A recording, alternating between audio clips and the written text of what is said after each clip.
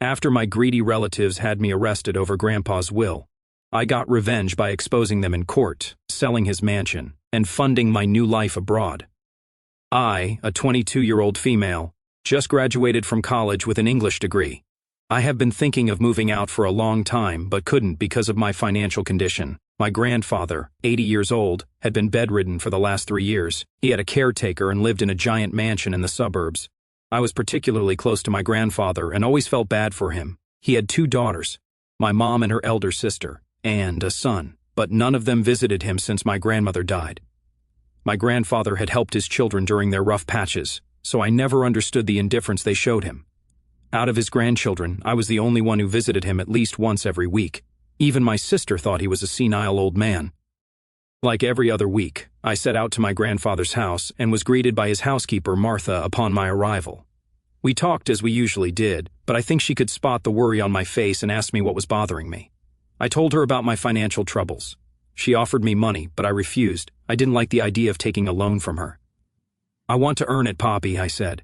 My grandfather told me that that was exactly what he meant, and continued explaining that his housekeeper, Martha, was going on leave for 6 months, and he wasn't comfortable with the idea of anybody else doing her job.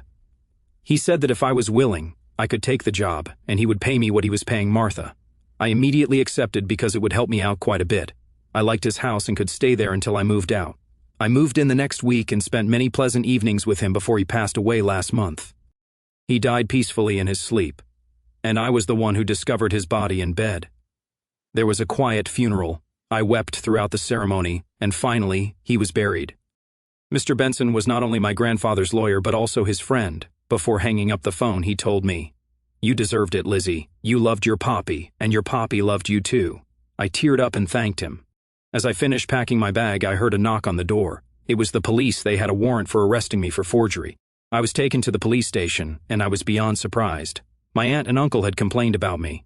As I sat there, my parents and my sister were the first to show up.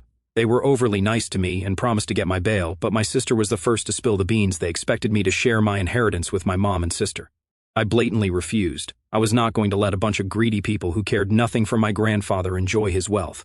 They called me selfish and played the family card, but I was stubborn. They left and told me that it served me right. Next came my aunt and uncle, and they outright called me a fraud. They created such a fuss that they had to be escorted out. Soon after, Mr. Benson arrived, looking red in the face, and paid for my bail. He asked me to get in his car and told me we were going to meet my relatives. We went to my grandfather's house and found everybody waiting inside. My uncle was accusing my mom of being a cunning person who set her daughter up for this, while my mom was saying that if that was so, I would be sharing my wealth with them. It was chaotic. Mr. Benson demanded silence and read out the will. He very coldly told them that if anybody even tried to accuse me of something I didn't do, my grandfather had provisions to strip them of whatever they had received. And on top of that, they would be paying for their lawyer, whereas I could easily afford those expenses now. He also said that he would personally testify in court, as he had a recording of my grandfather specifying why he wanted me to have the property. Unless they wanted to lose the trial and make fools of themselves, they had better get off my back. There was silence as he finished. My sister stomped out and my mom and dad left behind her. My uncle kept saying that it couldn't be right, and my aunt started crying. I asked them to leave, and my aunt hissed, "You can't tell me what to do, you little smooth talker." I replied that technically I could because they were under my roof. The look on her face was priceless. They all left, and Mr. Benson was the last to leave. He told me he would meet me later for whatever legal formalities were left. I'm staying alone in my grandfather's huge house now, and I miss him terribly, but I can't thank him enough. He was the only person who always looked out for me. Well, I guess a new life awaits me now. Update 1, I finally paid my tuition fees. I'm currently working from home because I don't like sitting idle, but I have applied to universities in the United Kingdom and also applied for a passport.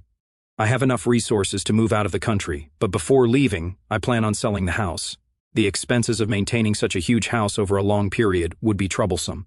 Also, the money I would get from selling it will help with my expenses when I live in a new country.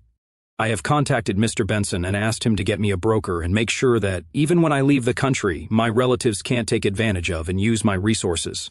One of my cousins called me up and asked if they could stay in the house when I leave the country. I said a flat no because he is not exactly a reliable or responsible person, and I wouldn't like to come back and find everything stolen or sold. Filing a lawsuit is not exactly a helpful procedure, as there's no guarantee that you will win the case, so I'm not going to take any risks. Update 2. My parents have not contacted me since that day. 2 weeks passed before I got a call from them, telling me that they have decided to give their assets completely to my sister. I think I took them by surprise when I enthusiastically agreed with them. I said that I thought that would only be fair because I already have my grandfather's inheritance, I don't need more, and it's totally fine by me. I heard my mom stutter on the call before she abruptly cut the call. Update 3, guys. I leave tomorrow for the United Kingdom. Life's been really exciting lately. I called my parents one last time and told them about my decision to move out of the country. I also informed them that Poppy's house is sold. They congratulated me curtly, but that was already more than I expected. My sister was surprisingly warm to me. She even told me to text her and stay in touch. I think she finally understands why I did what I did, and also, since I'm not taking any part of Mom and Dad's inheritance, she has made her peace with me. Before cutting the call, she told me that she would miss me. This made me kind of happy. Wish me luck, Redditors. In response to comments, you deserved it. Like Mr. Benson said, you were the only one who brought joy into the life of your grandfather, who was on his deathbed. Your relatives can't just swoop in and demand a part of the inheritance when they've done nothing except be irresponsible, inhumane, and selfish. Your grandfather loved you and looked out for you. He was more of a father figure to you than your dad, who should have been the one helping you out to pursue your further studies. Your grandfather did what he deemed fit. You didn't manipulate your grandfather. You genuinely loved him and got rewarded for your kindness. Get out there, girl, and rock it in the United Kingdom. I mean, this isn't even up for debate. You needed that money, and your grandfather recognized that. You seem like a responsible adult who knows how to take care of your finances very well. You've shown more maturity than your entire family combined.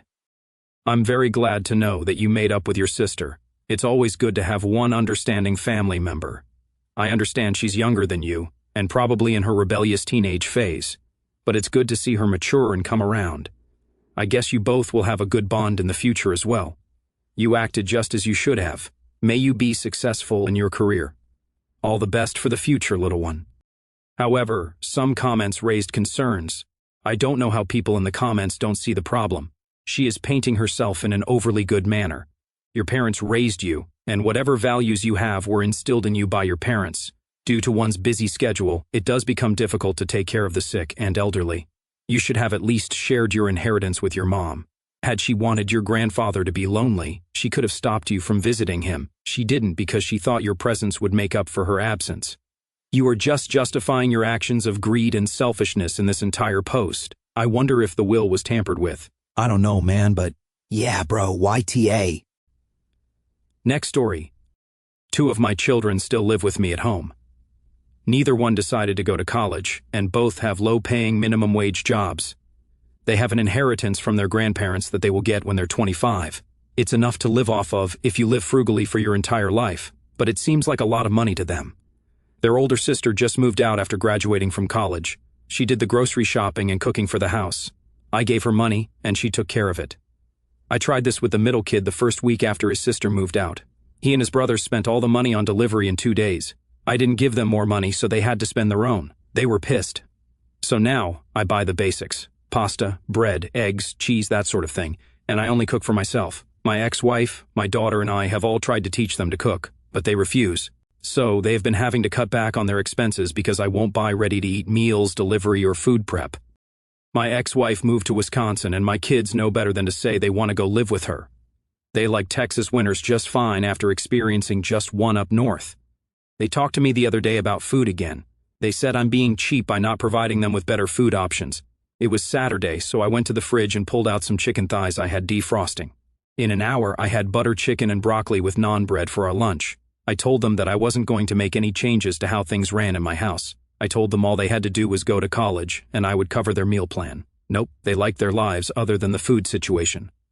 My mom called me today and said I was being mean to her poor babies. I offered to send them to live with her, and she politely declined and dropped it. I do this with everyone who contacts me on their behalf, and then I tell them how it went. They don't understand why no one wants them to come live with them. I think I raised 2 stupid kids. Edit. My kids will not be able to run through their inheritance. It is in a trust that will give them enough money every month for a small apartment and ramen. It's not enough to party on every month, but it can be an awesome help to your budget. My mom called me today and said I was being mean to her poor babies. I offered to send them to live with her. She politely declined and dropped it. I'm sorry, but this made me chuckle. In response to comments, keep doing what you're doing. Your children having jobs means they're at least 16, I'm assuming, so they should be learning to cook for themselves. Keep giving the same people who are trying to pressure you to cave in the same offer you provided above. It sounds like it's time to give your kids the get a job or get out speech. You've raised some mooches who best learn how to earn their own money and survive as adults. Before they get inheritance money they will likely blow through in record time and then expect to return to mooching. You have raised two very entitled, spoiled kids who are now entitled adults. They should have learned the basics as children. You reap what you sow. Keep up the tough love. It's time to kick them out. You are only making them worse by letting them live with you. There is no incentive for them to grow up into mature human beings if you keep letting them live with you. Next story. I, a 21-year-old female, have pretty normal combination skin, and I'm not sensitive to much. I also don't suffer from acne unless it's hormonal and like to switch up my skincare products from time to time. My roommate, a 20-year-old female, has extremely sensitive skin. If an ingredient is placed on her skin that she's allergic to or that causes a reaction, she gets small clusters of breakouts, and her skin is usually very inflamed and red for a long period. Due to this, she's very cautious about what is placed on her skin and needs to read each label before using a product. We share one bathroom and have different sinks, clearly separating each side. One side is mine and one side is hers. On my side, I have a cleanser I use daily. It is a little pricey, but I don't mind spending a bit more on myself when I like a product. I leave it out on the counter because it's more convenient for me on my respective side. I noticed it was nearly half gone after 2 weeks of buying it. It usually lasts me a month or more. I realized my roommate had been using it both day and night. I didn't have an issue, but I felt a little upset she didn't ask beforehand, knowing it was expensive. She made a comment about it after Googling it and did not offer to replace it once it was out. I brought this up and she brushed it off, saying she was sorry, she didn't think it was a big deal, that I was being dramatic, and that it works for her skin, and she has never found something so nice. She continued to use it. I offered to send her the link to get her own, and she said, "Okay, thanks." I never did. As I said, I like to cycle through different skincare products. I saw an ad for another brand of skincare and wanted to try it out. I bought the cleanser and toner from this brand. I replaced my old cleanser with this one, and they had very different packaging. This one was in a plastic container, while my other one was glass and green, and they had different ingredients. I don't usually check the ingredients. All I know is my skin doesn't like vitamin C, which this one has none of. I didn't think much of changing my products, as I always do, until my roommate woke up the next morning with a severe inflamed rash across her face. Her skin has its stages of acne, and she was even on medication for it, but it was in remission up until this point. She ran to the bathroom and found out I had changed my cleanser, and that was what caused this reaction. She went crazy on me, yelling at me, telling me her skin was burning and it was all my fault. She said I knew her skin would react to this and that I'm petty for sabotaging her. She called me selfish and said she wouldn't be able to do what she had planned this weekend because of this. She thinks I am in the wrong because I knew she was sensitive to certain things, I don't know exactly what, and did this purposefully. The products are clearly different and she didn't take the chance to read the label. I feel like it's not my job to tell her I changed my routine. In response to comments, you wouldn't even be the asshole if you had switched them out intentionally. She was stealing from you. You switched up your routine. It's not your job to notify the thieves of what you're doing. If you had put hot sauce or something in it, you'd be the asshole, but this is her own damn fault, and it wasn't malicious on your part at all. Can you move out? This girl has issues. You're absolutely not the asshole. Skincare is a very serious and expensive game. It's baffling to read that a girl with extreme acne issues doesn't understand this. It seems she just lacks common sense and decency. She might have started using your products because she was jealous of your skin. I think her never buying the product on her own after you sent the link somewhat proves this, but I could be wrong. She seems like a lot of work, and it's absolutely hilarious that she could even think she was in the right here. She's a thief. Next story. I'm a 28-year-old male, and my wife Anna, also 28, was expecting our first child. She was almost 3 months along, and the excitement was palpable in every corner of our cozy apartment. We had dreamed about this moment for years, ever since we got married 3 years ago in a small backyard ceremony surrounded by wildflowers and close friends. Anna and I met in college, both English majors who bonded over late-night debates about Jane Austen versus the Bronte sisters. She was the optimistic dreamer, always sketching nursery ideas on napkins during our coffee dates, while I was the practical planner, already researching the best car seats and organic baby food brands. When that positive pregnancy test came back, it felt like the universe had handed us the perfect plot twist. We bought everything a baby needed: a soft white crib that we assembled together on a rainy Saturday, tiny onesies in neutral colors, we didn't want to know the gender yet, and a stack of board books we read aloud to her growing belly. We talked endlessly about our future with the baby, naming her after Anna's late grandmother if it was a girl, teaching to ride a bike in the park if it was a boy. Those conversations were our anchor, a beacon of joy amid the uncertainties of adult life. But on August 23, 2022, everything shattered. I woke to Anna's sobs, her face pale and streaked with tears under the dim glow of our bedside lamp. She tossed the blanket off her legs, revealing a big patch of blood near her crotch, staining the crisp white sheets we'd bought as a fresh start set. Time froze. I remember the metallic tang in the air, the way her hands trembled as she clutched the fabric, whispering, "It's gone, isn't it? Our little one is gone." We rushed to the emergency room in the dead of night, the streets blurring past in a haze of headlights and my silent prayers. The doctor's words, "miscarriage," echoed like a death knell. It was a blighted ovum, they said, nothing we could have done differently. We were incredibly careful, prenatal vitamins, no alcohol, weekly check-ins with the OB/GYN. But logic couldn't pierce the grief. We had a really hard time accepting the fact, but Anna was much more affected. She withdrew into herself, a shadow of the vibrant woman who once danced barefoot in our kitchen to indie folk tunes. She would cry in our bed for at least 4 hours every day, her body curled into a fetal position, murmuring awful things about herself and her useless body that broke my heart into 1,000 pieces. Why couldn't I protect them? She'd sob, her voice raw. I tried to console her to the best of my abilities, holding her through the nights, brewing her favorite chamomile tea, suggesting walks in the crisp autumn air. But I was grief-stricken myself. The words stuck in my throat. Every "it'll be okay" felt like a lie. I'd lie awake staring at the ceiling, replaying the ultrasound images in my mind, the tiny heartbeat that had flickered so briefly. It took 4 months of intensive therapy for us to gradually start feeling better. We found a compassionate counselor specializing in perinatal loss, Dr. Elena, who met us in her sunlit office filled with plants and soft throw blankets. Sessions were raw. Anna unpacked her guilt, the irrational fear that her body had betrayed us, while I confronted my helplessness, the anger bubbling beneath my calm facade. We learned coping tools, journaling prompts like "what would I say to a friend in this pain?" and mindfulness exercises to ground us when memories triggered panic. Slowly, Anna was smiling more. She'd laugh at a silly meme I sent or hum along to our pregnancy playlist, repurposed now as a grief mixtape. She was still a little on edge, flinching at baby commercials on TV or avoiding the nursery corner we'd set up, but she was doing good. We burned the onesies in a private backyard ritual, ashes scattering like released dreams, and started talking about trying again someday, when the wounds weren't so fresh. January 14th marked Anna's birthday, and I was determined to make it a sanctuary of joy, a deliberate counterpoint to the sorrow of the past 6 months. I planned meticulously, an intimate gathering at our home with 15 guests, our closest friends from college, Anna's quirky aunt who always brought homemade eclairs, and select family members, including my brother Mark and his wife Lisa Sill.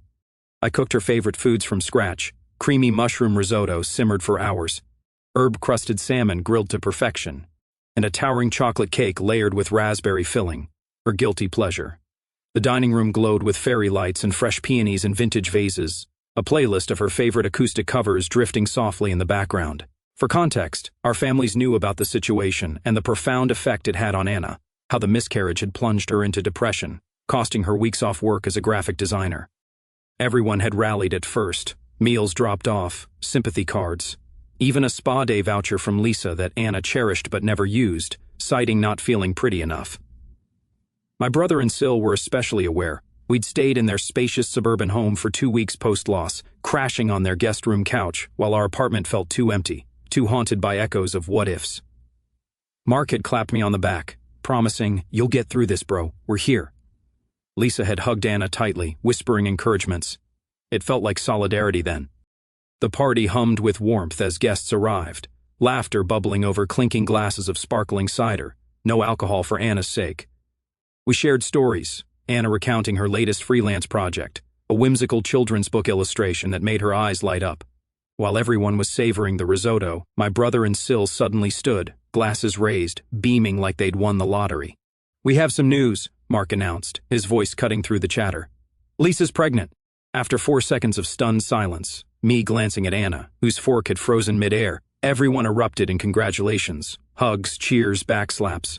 I was stunned, my stomach twisting into knots. I turned to my wife, who wore an emotionless mask until she forced a slow smile, murmuring, "That's wonderful," before hugging them both with mechanical stiffness.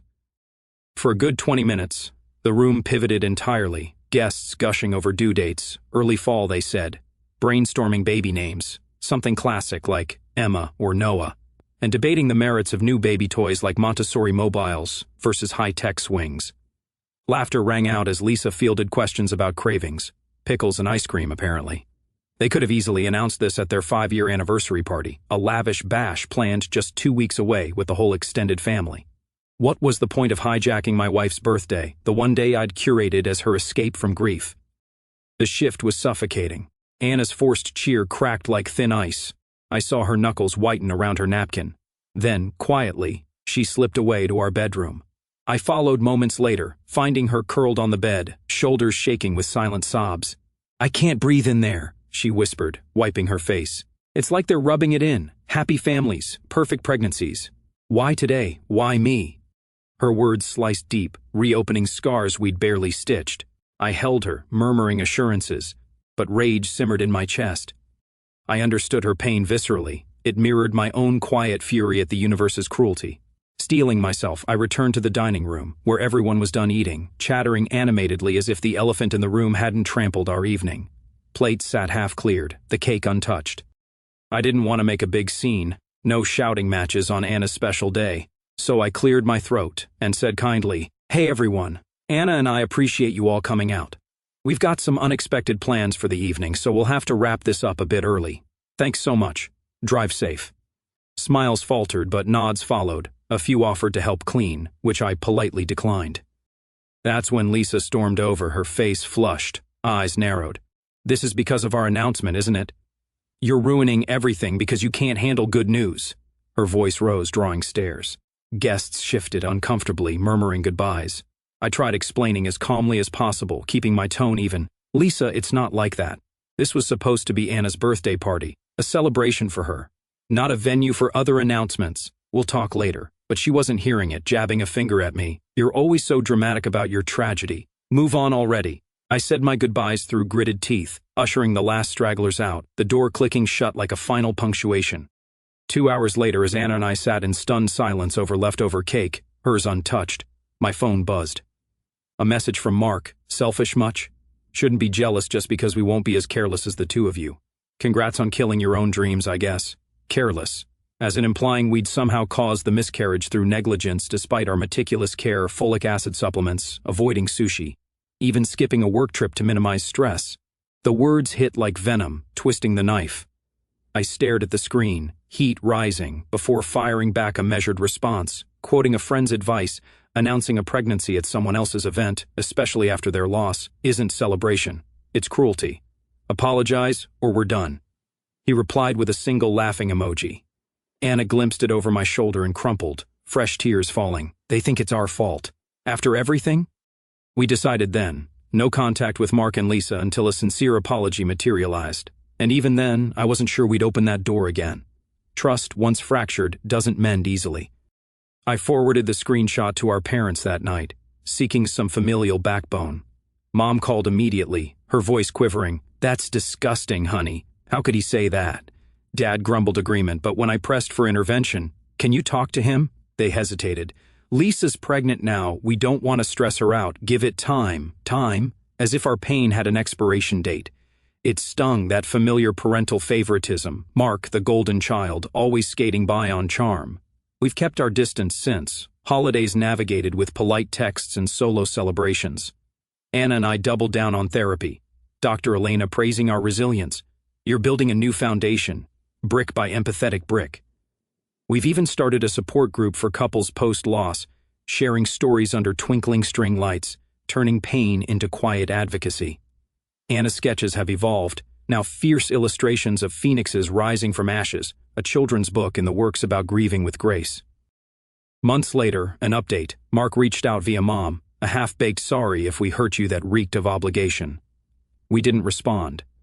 Lisa's pregnancy progressed smoothly, baby announcements flooding family chats we muted. But Anna and I?